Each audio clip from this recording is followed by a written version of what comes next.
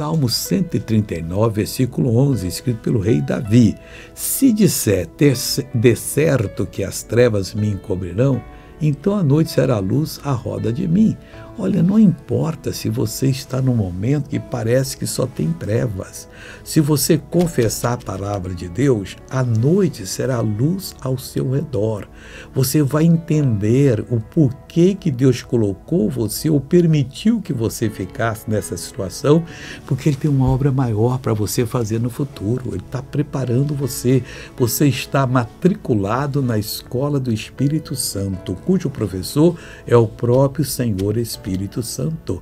Deus tem uma missão para você, um papel tão grande que Ele próprio é o seu mestre. E Ele quer que você entenda a palavra, que você aprenda o seu direito, que você os reivindique e passe a ser uma pessoa muito feliz para a glória do Senhor Deus.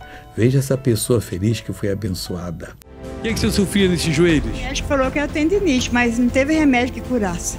Doía como? Doía muito, eu não podia nem descer a escada, nem fazer assim. Será que ela para subir a escada era de lado? É, com a perna só. Com a perna só. E agora pode fazer com as duas?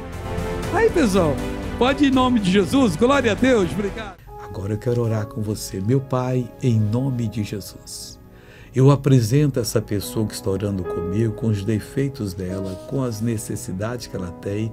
Deus, faz uma obra de renovação, reconstrução dessa pessoa. Coloque-a de pé como o Senhor deseja que os teus servos sejam.